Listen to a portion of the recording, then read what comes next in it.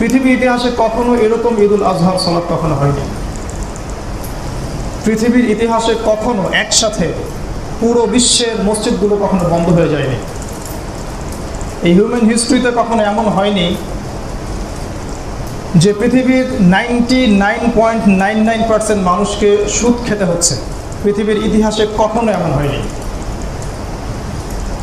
পৃথিবীর শুরু থেকে শেষ পর্যন্ত কখনো এমন হয়নি যে একটা সমাজের বা একটা রাষ্ট্রের উপরের লেভেল থেকে সমকামিতার লাইসেন্স দেওয়া হচ্ছে। কখনো এমন হয়নি। পৃথিবীর হিস্ট্রিতে কখনো এমন হয়নি যে পৃথিবীর যেদিকে তাকাবেন, যেরকম জায়গায় তাকান, আনাচে কানাচে আপনি দেখবেন খালি হত্যা আর দুর্নীতি, আর আপনি দেখবেন মুসলিমদের রক্ত প্রতিটা জায়গায় ঝরছে। হিস্ট্রিতে কখনো এমন হয়নি। ইতিহাসে কখনো এমন হয়নি যে আপনি education system, political system, economic system যেদিকে তাকাবেন দেখবেন করাপশন আর করাপশন, দুর্নীতি আর দুর্নীতি। হিস্ট্রিতে কখনো এমন হয়নি যে সামান্য সম্পদের জন্য ছেলে মাকে হত্যা করছে, ভাইকে হত্যা করছে, প্রতিবেশীকে হত্যা করছে। কখনো হয়নি। হিউম্যান হিস্ট্রিতে কখনো এমন সময় যায়নি যখন প্রত্যেক জালেম উৎফুল্ল এবং মাজলুম অবহেলিত, তাদের কথা শোনার কেউ নাই। বিশ্বের একটা অংশের মানুষ ক্রমবর্ধমানভাবে ধনী হচ্ছে এবং শক্তিশালী হচ্ছে, আর একটা অংশের মানুষ ক্রমশ দুর্বল হচ্ছে এবং দরিদ্রতা, নিষ্পেষণ, জুলুমের অতল তলে চলে যাচ্ছে। এমন পৃথিবীতে কখনো হয়নি গ্লোবালি, পুরো বিশ্বে একসাথে। আর এই যে এই গ্লোবালাইজেশন যেটা দেখছেন, এটাও হিউম্যান হিস্ট্রিতে প্রথমবার। এর আগে কখনো এমন হয়নি। এমন অনেক ঘটনা আছে যেগুলো এই সময় আমরা বুঝতে পারছি, যেটা আজ থেকে 100 বছর আগে বোঝা সম্ভব ছিল না। বিগত 100 বছরে পৃথিবী এমন কিছু দেখেছে যেটা হিউম্যান হিস্ট্রিতে কখনো মানুষ দেখেনি। কিন্তু আমরা এই বিষয়গুলোতে মোটেও অবাক হইনি, কারণ আমরা যারা কোরআন এবং সুন্নাহ এর সাথে আখিরুজ্জামান বা শেষ জামানা নিয়ে পড়াশোনা করি, তারা মোটেও অবাক হয়নি। এটাতে তারা অবাক হচ্ছে যারা ইন্টারনালি ব্লাইন্ড, ভিতর থেকে যারা অন্ধ। আপনি যদি শুধু কোরআন এবং সুন্নাহ এটা লিটারাল অর্থটা পড়েন এবং শেষ জামানার যতগুলো বই আছে এবং হাদিসগুলো আছে, এগুলো যদি একটু ঘাটাঘাটি করেন, আমার বিশ্বাস আপনার বাহ্যিক দৃষ্টির সাথে হৃদয়ের চোখটা খুলে যাবে ইনশাআল্লাহ। যদি এখানে একটা কথা না বললেই নয়, যদি আমি 15-20 বছর একটা এডুকেশন সিস্টেমে পড়াশোনা করি, হোক সেটা সেকুলার এডুকেশন সিস্টেম বা ইসলামিক এডুকেশন সিস্টেম, হোক সেটা সেকুলার এডুকেশন সিস্টেম বা ইসলামিক এডুকেশন সিস্টেম, 20-30 বছর পড়াশোনা করার পরেও যদি আমি বুঝতে না পারি যে আমরা এখন যে সময় বাস করছি এইটা শেষ জামানা, তাহলে কোনো একটা জায়গায় কিছু সমস্যা আছে। এই সমস্যাটার নাম হচ্ছে স্পিরিচুয়াল ব্লাইন্ডনেস বা আধ্যাত্মিক অন্ধত্ব। আজকে আমরা যারা 20-30 বছর honours, masters, BBA, MBA, doctorate করছি, তারপরেও মনে করছি যে সামনে সোনালি সকাল আসবে, সব ঠিক হয়ে যাবে, পৃথিবীটা আবার আগের অবস্থায় চলে আসবে। এখনও অনেক সময় পড়ে আছে, হাজার হাজার বছর। তারা মূলত ইন্টারনালি ব্লাইন্ড। যে সিস্টেম আপনাকে ইন্টারনালি ব্লাইন্ড করে দেয় সেটা কখনো আদর্শ এডুকেশন সিস্টেম হতে পারে না। আপনার ভাবার দরকার আছে। ঠিক একইভাবে আমি স্কলারদের কথা বলবো, ইসলামিক স্কলার যারা আছেন, আমাদের উস্তাদ, আলিম ওলামা যারা দিন শেখাচ্ছেন, তারাও যদি 15-20 বছর মাদ্রাসা ব্যাকগ্রাউন্ডে পড়াশোনা করে, গবেষণা করে এটা বুঝতে না পারেন যে আমরা এখন যে সময় বাস করছি সেটা ডিফারেন্ট, হিস্ট্রিতে কখনো এমন সময় যায়নি, এবং এর পরে পৃথিবী যে রূপগুলো দেখবে সেটা বিভীষিকাময়, যেটা কথা মানুষ কল্পনা করতে পারছে না, তাহলে সরি টু সে যে ইসলামিক লাইনে পড়ার পরেও আপনার ভিতরে অন্ধত্ব থেকে গেছে। এখন এই অন্ধত্ব দূর করতে হলে কি করতে হবে? আমি খুব সিম্পল একটা কথা বলেছি, কোরআন সুন্নাহর সাথে সমসাময়িক বিশ্বকে মিলিয়ে নিতে হবে। দ্যাটস অল, এতটুকুই। এবং আখিরুজ্জামান সংক্রান্ত আয়াত এবং হাদিসগুলোকে গভীর গবেষণা করতে হবে। এটার আলোকে আপনি যখন বর্তমান সময়ের পড়াশোনা, education system, political system, global affairs, current affairs এবং সারা বিশ্বে এখন যা হচ্ছে এগুলোকে গবেষণা করবেন, আপনি নিশ্চিত বুঝতে পারবেন যে আপনি একটা ডিফারেন্ট সময়ে বসবাস করছেন। এই সময়টা হিস্ট্রিতে কখনো ছিল না। এখন আমার দ্বিতীয় পয়েন্ট হচ্ছে যে এই শেষ জামানায় কয়েকটা ক্যারেক্টার আছে যে ক্যারেক্টারগুলো সবচেয়ে ইম্পর্ট্যান্ট রোল প্লে করবে। তার মধ্যে একটা ক্যারেক্টার হচ্ছে ইমামুল মাহদি, যিনি মুসলিমদের পতাকা ধরবেন। আজকে আমি কোনো কিছু ডিটেলস বলবো না, শুধু টাচ করছি। আরেকটা ক্যারেক্টার আছে খুব ইম্পর্টেন্ট, সেটা হচ্ছে ঈসা আলাইহিস সালাম যখন তিনি ব্যাক করবেন। আর তার চেয়ে মোস্ট ইম্পর্টেন্ট ক্যারেক্টার আমাদের জন্য সেটা হচ্ছে মাসীহুদ দাজ্জাল, যাকে আপনি চিনতে ব্যর্থ হলে আপনি নিশ্চিত তাকে অনুসরণ করুন। ওই যে আমি অন্ধত্বের কথা বললাম, পৃথিবীতে যারাই অন্ধ, শেষ জামানায় যারা অন্ধ থাকবে, প্রত্যেক অন্ধ ব্যক্তি দাজ্জালকে অনুসরণ করবে, ইচ্ছায় হোক বা অনিচ্ছায় হোক, কারণ সে নিজেও অন্ধ, দাজ্জাল নিজেও অন্ধ। শেষ জামানার অন্যতম ইম্পর্টেন্ট ক্যারেক্টার হচ্ছে ইয়াজুজ এবং মাজুজ। আমরা মনে করি এরা অনেক পরে আসবে। রাসূল সাল্লাল্লাহু আলাইহি ওয়াসাল্লাম হাদিসে বলে গেছেন, ঘুম থেকে তিনি ধরফর করে উঠছেন, উঠে তার স্ত্রীকে বলছেন যে আজকে ইয়াজুজ আর মাজুজের দেয়াল এই পরিমাণ ফুটো হয়ে গেছে। এটা রাসূল ওই জীবদ্দশায় বলে গেছে। এবং কোরআন আমাদেরকে বলছে তারা পৃথিবীর প্রত্যেকটা জায়গায় ছড়িয়ে পড়বে। ওয়া হুম মিন কুল্লি হাদাবিন ইয়ানসিলুন, এবং পৃথিবীর প্রতিটা আনাচে কানাচে ফাসাদ সৃষ্টি করবে। ফাসাদ, ওদের ফাংশন হচ্ছে ফাসাদ সৃষ্টি করা। এখন চিন্তা করবেন সারা বিশ্বে কারা ফাসাদ সৃষ্টি করছে, আপনি চিন্তা করবেন। আমি শুধু এতটুকু বলতে আসছি এখানে যে আপনারা চিন্তা করা শিখুন, দ্যাটস অল। এই ক্যারেক্টারগুলো শেষ জামানায় খুব ইম্পর্টেন্ট। আর তিনটা জাতি আছে যারা শেষ জামানায় সবচেয়ে ইম্পর্টেন্ট। একটা জাতি আমরা, উম্মতে মুহাম্মাদি, সবচেয়ে ইম্পর্টেন্ট রোল প্লে করবে শেষ জামানায় এই উম্মতে মুহাম্মাদি। আরেকটা জাতি হচ্ছে নাসারা, অর্থাৎ ঈসা আলাইহিস সালামের কওম। এরা দুই ভাগে বিভক্ত। এক ভাগ স্যান্টা ক্লজের ইবাদত করে, এক ভাগ সমকামিতাকে জায়েজ মনে করে, লাইসেন্স দেয়, সুদ খায়, মদ খায়, যেগুলো ঈসা আলাইহিস সালাম শিখাননি। এরা হচ্ছে পশ্চিমা সভ্যতা। আরেকটা অংশ আছে, এদেরকে বলা হয় অর্থোডক্স খ্রিস্টান। এরা কোরআন সুন্নাহর অনেক কাছাকাছি, অনেক কাছাকাছি। আর ঈসা আলাইহিস সালামকে সত্যিকার অর্থে ফলো করার চেষ্টা করে। তাই সব খ্রিস্টানই খারাপ এমন ধারণা নেবেন না, এটা ঠিক না। কোরআন আমাদেরকে বলেছে এমন কিছু ইহুদি আছে, এমন কিছু খ্রিস্টান আছে যাদের সাথে তোমাদের বন্ধুত্ব করাও হারাম। সূরা মাইদা পড়ে দেখবেন। আবার সেই সূরা মাইদার মধ্যে আল্লাহ পাক বলেছেন এমন কিছু খ্রিস্টান আছে, নাসারা আছে, যারা ভালোবাসার হৃদ্যতায় তোমাদের অনেক কাছাকাছি। এই একটা ক্যারেক্টার বা এই একটা কমিউনিটি শেষ জামানে খুব ইম্পর্টেন্ট। আরেকটা হচ্ছে ইহুদি জাতি, যেটাকে আমরা বলি মুসা আলাইহিস সালামের কওম, বনু ইসরাঈল। এরা খুব ইম্পর্টেন্ট, কারণ এরাই জেরুজালেমে দাজ্জালকে অনুসরণ করবে এবং দাজ্জালের ফলোয়ার হচ্ছে এরাই। এই তিনটা জাতি সম্পর্কে খুব গভীর পড়াশোনা করতে হবে। মজার ব্যাপার হচ্ছে আজকে ঈদুল আজহার সময় এগুলো কেন বলছি, কারণ এই তিনটা জাতি কোনো না কোনোভাবে ইব্রাহিম আলাইহিস সালামের সাথে সম্পর্কিত। ইব্রাহিম আলাইহিস সালামের দুই ছেলে, ইসমাইল, ইসহাক। ইসমাইল আলাইহিস সালাম হাজেরা আলাইহিস সালামের গর্ভে জন্ম, আর ইসহাক আলাইহিস সালাম সারা আলাইহিস সালামের গর্ভে জন্ম। ইসহাক আলাইহিস সালামের পর থেকে আসে ইয়াকুব, বনু ইসরাঈল, ইউসুফ, মুসা, ঈসা, দাউদ, সুলাইমান, সব এদিকে। লক্ষ লক্ষ নবী এদিকেই, অর্থাৎ ইহুদি এবং খ্রিস্টান জাতি এদিকেই। ইহুদি এবং খ্রিস্টান জাতি বনু ইসরাঈলের মধ্যে অন্তর্ভুক্ত। আর আমরা যারা উম্মতে মুহাম্মাদি, আমরা বনু ইসমাইলের অন্তর্ভুক্ত, অর্থাৎ ইসমাইল আলাইহিস সালামের বংশ থেকে মুহাম্মদ সাল্লাল্লাহু আলাইহি ওয়াসাল্লাম। তাহলে কোনো না কোনোভাবে আমরা ইব্রাহিম আলাইহিস সালামের কাছে মিলে যাচ্ছি। এই একজন মানুষকে নিয়ে পৃথিবীর কোনো জাতির মধ্যে কোনো রকমের মানে হিংসা বিদ্বেষ আক্ষেপ নাই। ইহুদিরাও তাকে সম্মান করে, নাসারাও তাকে সম্মান করে, এবং আমরা তো তাকে অবশ্যই সম্মান করি। তিনি হচ্ছে ইব্রাহিম আলাইহিস সালাম। আরেকটা মজার ব্যাপার হচ্ছে এই ইব্রাহিম আলাইহিস সালামের যে জীবন, তার জীবনে যে নবুয়ত, সংগ্রাম, হিজরত, দাওয়াত, সাফল্য, ব্যর্থতা, এই প্রত্যেকটা বিষয়ে একজন নবীর সাথে হুবাহু মিলে যায়। একজন নবীর সাথে, অন্য কোনো নবীর সাথে হুবাহু মিলে যায় না। সেই নবীর নাম হযরত মুহাম্মদ সাল্লাল্লাহু আলাইহি ওয়াসাল্লাম। আপনি জীবনের যে কোনো ক্ষেত্রে তাকাবেন রাসূল সাল্লাল্লাহু আলাইহি ওয়াসাল্লামের জীবনীতে, দেখবেন সেটা ইব্রাহিম আলাইহিস সালামের সাথে মিলে যাচ্ছে কোনো না কোনোভাবে। এজন্যই হয়তো আমরা দরুদে অন্য নবীর নাম নেই না।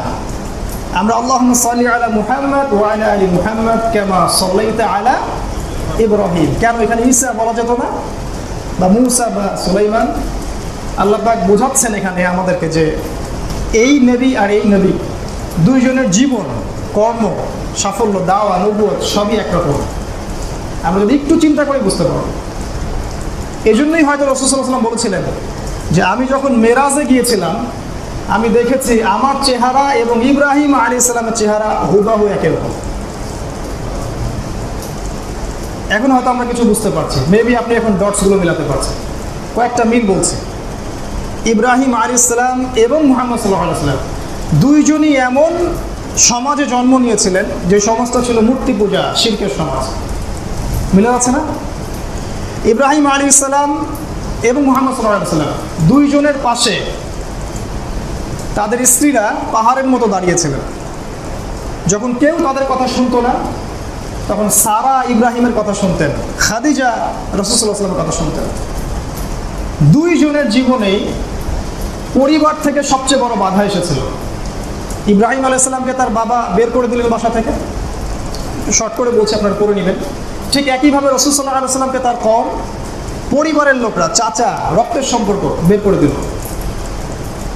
সামাজিক বাধা, ইব্রাহিম আলাইহিস সালামকে যেমন সমাজ থেকে বাধা দেওয়া হয়েছিল, দেখবেন হুবহু রাসূল সাল্লাল্লাহু আলাইহি ওয়াসাল্লামকে তার আপন সমাজ কওম থেকে শারীরিক, মানসিক, আর্থিক সব ধরনের নির্যাতন করা হয়েছে।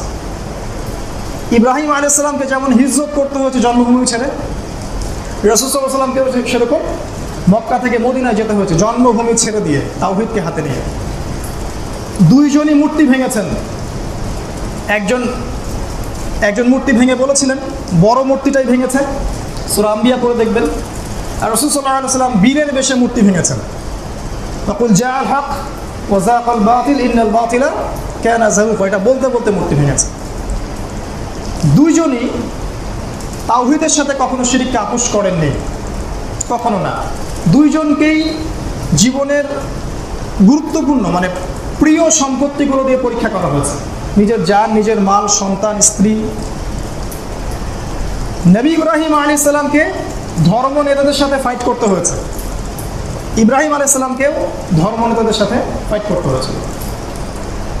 সর্বোপরি ইব্রাহিম আলাইহিস সালামকে অনেক পরীক্ষা দিতে হয়েছে, পারিবারিক পরীক্ষা, সামাজিক পরীক্ষা, হিজরতের পরীক্ষা, শেষ পর্যন্ত অগ্নি পরীক্ষা। নমরুদ তাকে আগুনে ফেলে দিয়েছিল। ঠিক একইভাবে রাসূল সাল্লাল্লাহু আলাইহি ওয়াসাল্লামকেও বদর, উহুদ, খন্দক, খায়বার সব জায়গায় পরীক্ষা দিতে হয়েছে। হুবহু মিলে যাবে, দেখবেন হুবহু মিলে যাবে। এখন এই জায়গায় শিক্ষাটা কি আমাদের আসে? এখানে একটা শিক্ষা আজকের দিনের জন্য, সেটা হলো একটা শিক্ষাই বলছি। ইব্রাহিম আলাইহিস সালামের এই জীবনের সবচেয়ে ইম্পর্টেন্ট এবং আবেগ ঘন পরীক্ষা ছিল তার ছেলের পরীক্ষাটা, যেটা আল্লাহ পাক সূরা সাফফাতে বলেছেন, আমাদের ওস্তাদ তেলাওয়াত করেছিলেন যে ওয়াকালা ইন্নী যাহিবুন ইলা রাব্বি সায়াহদিন। ইব্রাহিম বলছিলেন আমি চললাম আমার রবের দিকে, তিনি আমাকে পথ দেখাবেন। রব্বি হাবলি মিনাস সালিহিন, আমাকে একটা সুসন্তান দান করুন। এই দোয়াটা সবাই যেন করি ইনশাআল্লাহ। ফাবাশশারনাহু বিগুলামিন হালিম, আমি তাকে সহনশীল সন্তান দিলাম, সবরকারী।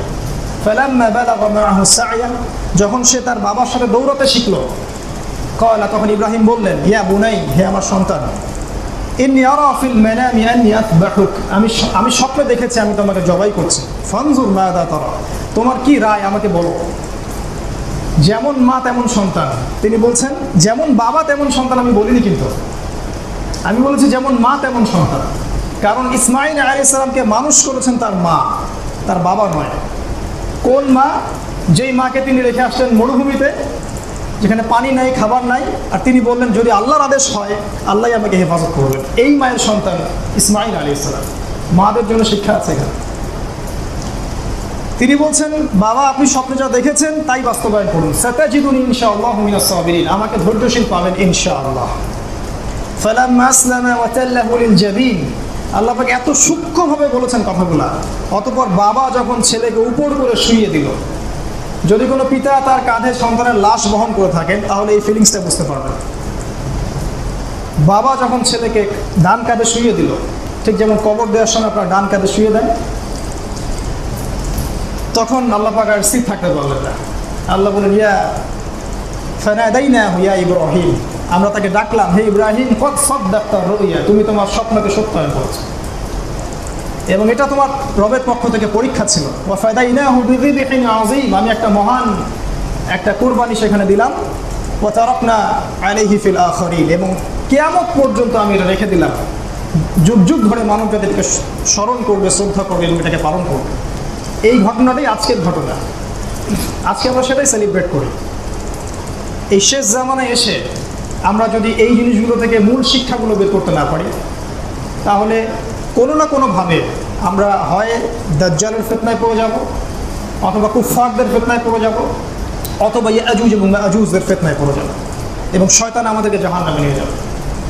এই জামানায় এসে আমাদের উচিত হবে আমরা যেন ইব্রাহিমের জীবন, ইসমাইল আলাইহিস সালামের ত্যাগ, তার মায়ের সবর এবং নবী মুহাম্মদ সাল্লাল্লাহু আলাইহি ওয়াসাল্লাম যেভাবে এগুলোকে বাস্তবায়ন করেছেন সেভাবে যদি আমরা করতে পারি, ইনশাআল্লাহ আমরাও ইনশাআল্লাহ ইব্রাহিমের মতো আল্লাহ পাকের কাছে সম্মানিত হব, আলাইহিস সালাম ইসমাইল আলাইহিস সালামের মতো সম্মানিত হব এবং সর্বোপরি ইনশাআল্লাহ তাআলা এই দিন বিজয়ী হবে, তাওহীদ প্রতিষ্ঠা হবে এবং সমাজ থেকে জালেম উৎপাটিত হবে, মাজলুমের হাসি আবারও দেখা যাবে ইনশাআল্লাহ। আমি শেষ করার আগে শুধু কয়েকটা পয়েন্ট বলে, শিক্ষার পয়েন্ট বলে শেষ করছি। 5 মিনিট সময় নিচ্ছি ইনশাআল্লাহ। দেখুন, দুইজনের ক্ষেত্রেই ইব্রাহিম আলাইহিস সালাম কখনো তাওহীদের সাথে শিরককে আপোষ করেননি। শেষ জামানার প্রতিটা মুসলিমের উচিত আমরা যেন কোনো অবস্থাতেই শিরকের সাথে আপোষ না করি। এই আপোষহীন চেতনাটা ইব্রাহিমের শিক্ষা। তিনি আপোষ করেননি, পরিবার ছাড়তে হয়েছে ছেড়েছেন, হিজরত করতে হলে হিজরত করেছেন, প্রয়োজনে মূর্তি ভেঙেছেন, প্রয়োজনে তিনি নিজের মাতৃভূমি ছেড়ে দিয়ে একদম দূরে কেনানে গিয়ে থেকেছেন, তারপরেও তিনি শিরকের সাথে আপোষ করেননি। এটা আমাদের প্রথম শিক্ষা। দ্বিতীয় শিক্ষা হচ্ছে, যখন আপনি তাওহীদের উপরে থাকবেন, আমি তাওহীদের উপরে থাকবো, আল্লাহর পক্ষ থেকে পরীক্ষা আসবে। আল্লাহ পাক এটা সূরা বাকারায় বলেছেন 124 নম্বর আয়াতে, ওয়াইয ইবতালা ইব্রাহিম রাব্বুহু বিকালিমাতিন ফাতান্নাহুন্না, যখনই আল্লাহ ইব্রাহিমকে কোনো না কোনো পরীক্ষা করেছেন, প্রত্যেকটা পরীক্ষায় সে পাশ করেছে। তারপরে আল্লাহ পাক বলেছেন, ইন্নী জাইলুকা লিন-নাসি ইমামান, তুমি যে এখন পরীক্ষায় পাশ করেছো, এখন আমি তোমাকে মানব জাতির নেতা করলাম। তাই আল্লাহর পক্ষ থেকে পরীক্ষা আসবে যখন আপনি তাওহীদ এবং সুন্নাহর উপরে থাকবেন। আর যদি আমরা পরীক্ষায় পাশ করতে পারি, আল্লাহ পাক আমাদেরকে সম্মানিত করবেন, আল্লাহ পাক এটা বলেছেন। 2 নম্বর শিক্ষা হচ্ছে এটা। 3 নম্বর হচ্ছে আত্মসমর্পণ। ইব্রাহিম আলাইহিস সালাম সম্পর্কে আল্লাহ সূরা বাকারার 121 নম্বর আয়াতে বলেছেন, ওয়াইয ক্বালা লাহু রাব্বুহু আসলিম ক্বালা আসলামতু লিরাব্বিল আলামিন, যখনই আল্লাহ তাকে বলেছেন আত্মসমর্পণ করো, তিনি সাথে সাথে আত্মসমর্পণ করেছেন। আমরা একটু ভাবি নিজেদের দিকে যে আমরা কি আল্লাহর জন্য সব কিছু আত্মসমর্পণ করতে পারছি? হারাম রিজিক ছাড়তে পারছি, সুদ ছাড়তে পারছি, ঘুষ, জিনা, ব্যভিচার, দুর্নীতি, করাপশন, আল্লাহ বিরোধী আইন শাসন এগুলো ছাড়তে পারছি না। তার মানে এখনও আমরা পরিপূর্ণ ইসলামে ঢুকতে পারিনি। এটাই সত্য, এটাই চূড়ান্ত সত্য। আমরা এখনও পরিপূর্ণ ইসলামে ঢুকতে পারিনি। যখনই আল্লাহর কোনো আদেশ আসবে, সাথে সাথে সারেন্ডার করতে হবে। এটা ইব্রাহিম আলাইহিস সালামের সুন্নাহ, এটা মুহাম্মদ সাল্লাল্লাহু আলাইহি ওয়াসাল্লাম করে দেখিয়েছেন। এটা যদি শেষ জামানে আমরা করতে পারি, ইনশাআল্লাহ আমরা সফল হব। 4 নম্বর হচ্ছে, এই শেষ জামানার প্রত্যেকটা মাকে হতে হবে হাজারা আলাইহিস সালামের মতো। প্রতিটা মা, তাদেরকে জন্ম দিতে হবে ইসমাইলকে। এখন আমরা আমাদের প্যারেন্টিংয়ের দিকে তাকাই একটু। আমরা আমাদের সন্তানদেরকে নিয়ে কি আশা করে থাকি? বড় হবে, সরকারি চাকরি করবে, ব্যবসা করবে, বাড়ি করবে, গাড়ি করবে, এই তো, এর বেশি কিছু না। শেষ জামানায় শেষ বয়সে আমাকে এসে দেখবে একটু। কিন্তু হাজারা আলাইহিস সালাম এমন করে চিন্তা করেননি। তিনি আল্লাহর জন্য এমন একজন সন্তানকে জন্ম দিচ্ছেন যার বয়স মাত্র 12, 13, 14। তাকে বলা হচ্ছে তোমাকে আল্লাহর জন্য কুরবানি হতে হবে। সে বলছে আমি প্রস্তুত। একটা যুবক ছেলে দেখেন এখন যে আল্লাহর জন্য এইভাবে কুরবানি করতে প্রস্তুত থাকে। আমি বলছি না নাই, কিন্তু তাদের সংখ্যা অনেক কম। শেষ জামানার যুবকরা যদি ইসমাইলের মতো হতে না পারে, যখনই আল্লাহর হুকুম আসবে তখনই আল্লাহর জন্য দাওয়াত এবং জিহাদে ঝাঁপিয়ে পড়তে হবে, নিজেকে উৎসর্গ করতে হবে আল্লাহর পথে, নিজের জান, নিজের মাল, নিজের হায়াত, রিজিক সব কিছু। এরকম চেতনা, ইসমাইলি চেতনা না আসে, এই যুবকদেরকে দিয়ে শেষ জামানে কিছুই হবে না। এরা প্রত্যেকেই দাজ্জালকে ফলো করবে, যেমনটা এখন করছে। যুবকদেরকে দেখেন, হয় পর্নোগ্রাফি, না হলে মদ, না হলে গার্লফ্রেন্ড, অথবা পলিটিক্যাল পাওয়ারের পিছনে দৌড়াচ্ছে, আর কোনো কাজ নেই। আমি যদি ভুল হয়ে থাকে আমাকে কারেক্ট করবেন। অথবা এমন জায়গায় সে পড়াশোনা করে জীবনটা নষ্ট করছে যেটাকে অন্ধ করে তুলছে, অন্ধ, ইন্টারনালি ব্লাইন্ড। ইসমাইলি চেতনা যুবকদেরকে ধারণ করতে হবে শেষ জামানে, এটা একটা শিক্ষা। 4 নম্বর 4 নম্বর বলছিলাম, এই হাজরা আলাইহিস সালামের মতো হতে হবে আমাদের মাদেরকে, এমন সন্তান জন্ম দিতে হবে যারা ইসমাইলের মতো হয়। আর 5 নম্বর যেটা বলতে চাচ্ছিলাম, যে যুবকদেরকে হতে হবে ইসমাইলের মতো। আমাদের এই যে কোরবানির পশুটা, আমার বাসার ছাগল, আপনার বাসার গরু, এরা ইসমাইল। আপনি ওদের চোখের দিকে কখনো তাকিয়েছেন? ওরা জানে যে ওদেরকে এখন কোরবানি হতে হবে। সিরিয়াসলি বলছি, ওরা জানে যে ওদেরকে এখন কোরবানি হতে হবে। আল্লাহ পাক ওদেরকে এটা জানিয়ে দিয়েছেন। কই, তারা তো ভয় পায় না, তারা তো পিছুপা হয় না, তারা তো আপনার অনুগত হয়ে যায়। আপনি যখন ছুরি চালান তারা গলাটা পেতে দেয়। খেয়াল করে দেখবেন, কোনো কোনো পশুকে দেখবেন রাত্রেবেলা কাঁদছে, খেয়াল করে দেখবেন, খেয়াল করে দেখবেন, ওরা জানে জিনিসটা। কিন্তু যে কুরবানি করছে সে কি ইব্রাহিম হতে পেরেছে? আমরা যারা কুরবানি করছি আমরা কি ইব্রাহিম হতে পেরেছি? আমাদের পশুটা ঠিকই ইসমাইল হয়ে গেছে। আমাদের মারা কি হাজরা হতে পেরেছে? আমরা কয় ভাগ হবে, কত বড় গোশত, কত টাকা দিয়ে কিনলাম? আল্লাহ পাক কি বলছেন? লা ইয়ানালুল্লাহু লুহুমুহা ওয়ালা দিমাউহা। এই রক্ত মানুষ হচ্ছে, আমরা কিচ্ছু পৌঁছায় না আল্লাহর কাছে, ইল্লা তাকওয়া, তোমাদের হৃদয়ে তাকওয়া ছাড়া। ওই পশুটা সফল, সত্যি সফল। যখনই ও জান বের হয়ে গেছে তখনই সে জান্নাতে চলে গেছে। আল্লাহ পাক এই প্রতিটা পশুর ব্যাপারে আমাদেরকে জিজ্ঞাসা করবেন যে নিয়ামতগুলো আল্লাহ আমাদেরকে দিয়েছেন। আমরা শিক্ষাটা নিতে পারি না। আমাদের ইবাদতগুলো কেন জানি মেটেরিয়ালিস্টিক হয়ে গেছে, বস্তুবাদী। স্পিরিচুয়ালিটি উঠে গেছে, ভিতরে আধ্যাত্মিকত্বটা উঠে গেছে। আল্লাহ পাক আমাদের বোঝার তৌফিক দান করবে। সন্তানদেরকে ইসমাইলি চেতনায় বড় করতে হবে। যুবক ভাইদের প্রতি রিকোয়েস্ট থাকবে, নিজের জান, নিজের মাল, নিজের সময়, শ্রম আল্লাহর পথে ঢেলে দেন। কাউকে ভয় করার দরকার নাই। পৃথিবীর কোনো শক্তিকে ভয় করবেন না। পৃথিবীতে কোনো জালেম টিকে থাকেনি, থাকবেও না। এখন আপনি যা দেখছেন তা থাকবে না। এই মহামারী শেষ মহামারী নয়, এরপরে আরও মহামারী আসবে। এই জুলুম শেষ জুলুম নয়, এরপর আরও জুলুম আসবে। পৃথিবীর প্রতিটা জায়গায় তাকাবেন, দেখবেন মুসলিমদের নির্যাতন।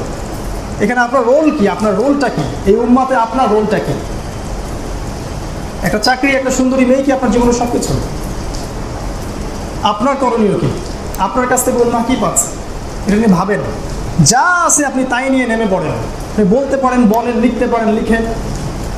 আপনি ভালো অনলাইনে কাজ জানেন, সেটা দিয়ে দাওয়াতে কাজ করেন, খেদমত করেন, দিনের জন্য কিছু করেন। আমি এটাই বলতে চাচ্ছি, দিনের জন্য কিছু করেন। কবরে যাওয়ার আগে কিছুটা করে যান। আপনার ওই সামান্য চেষ্টাই ইনশাআল্লাহ ইসলামকে বিজয়ী করবে, অথবা এই রশিটা ধরার ক্ষেত্রে একটু শক্তি যোগাবে।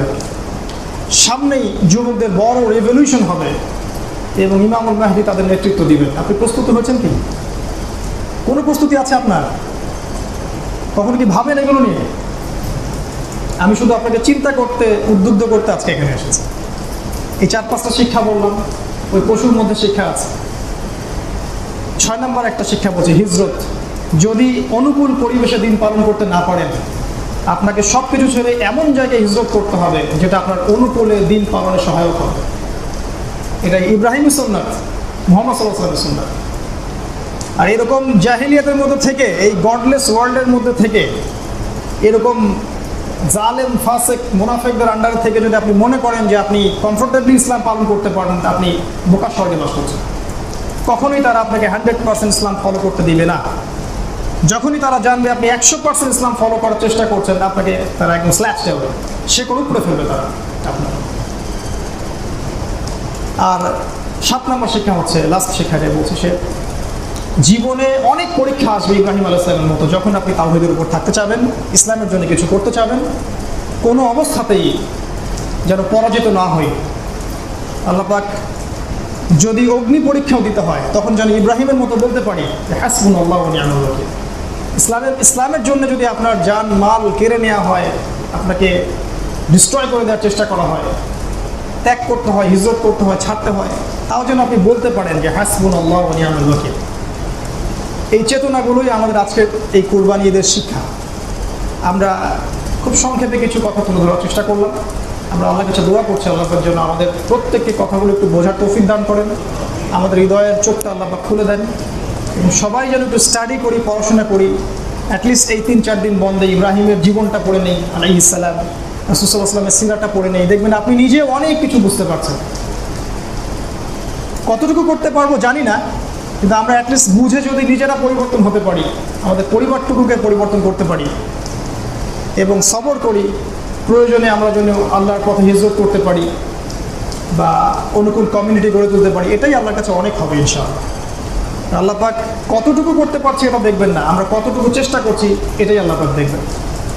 আমরা দোয়া করছি আল্লাহর কাছে শেষে গিয়ে, ঠিক ইব্রাহিমের ভাষায় আমরা দোয়া করছি আলাইহিস সালাম। তিনি যেমন বলেছিলেন, রব্বি হাবলি মিনাস সালিহিন, হে আল্লাহ আপনি আমাদের প্রত্যেকের ঘরে ঘরে সুসন্তান দান করুন। ইসমাঈল আলাইহিস সালামের মতো সন্তান দান করুন। হে আল্লাহ আপনি আমাদের প্রত্যেকের ঘরে হাজারা আলাইহিস সালামের মতো সতীসাধী সবরকারিণী স্ত্রী দান করুন। আল্লাহ পাক আমাদের প্রত্যেক মা বোনকে সারা আলাইহিস সালামের মতো কবুল করে নিন। আল্লাহ সুবহানাহু ওয়া তাআলা আমাদের প্রত্যেক পিতাকে ইব্রাহিম আলাইহিস সালামের মতো দৃঢ়চিত্তের পিতা হওয়ার তৌফিক দান করুন। আল্লাহ সুবহানাহু ওয়া তাআলা আমাদেরকে তাওহীদের সাথে শিরককে যেন আমরা আপোষ না করি, এই মানসিকতা জন্ম দেওয়ার তৌফিক দান করুন। আল্লাহর পথে আমাদের জান মাল সময় শ্রমকে বিলিয়ে দেওয়ার তৌফিক দান করুন।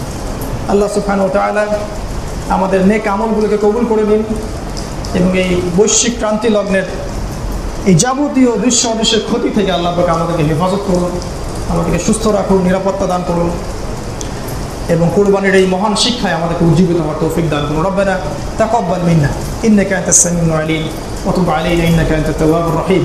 ربنا واجعلنا مسلمين لك ومن ذريتنا أمة مسلمة لك وأرنا مناسكنا وتب علينا إنك أنت التواب الرحيم.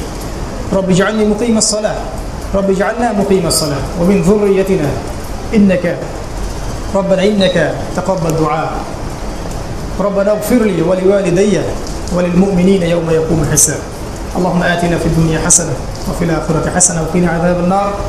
اللهم ابسط علينا من بركتك فضلك رزقك نعمتك ومغفرتك. اللهم إنا نعوذ بك من هذه البلاء، إنا نعوذ بك من هذه الطاعون ومن كل أثره ومن البرص والجنون والجذام ومن سيء الأسقام يا أرحم الراحمين. سبحان ربك رب العزة عما يصفون وسلام على المرسلين الحمد لله رب العالمين. السلام عليكم ورحمة الله.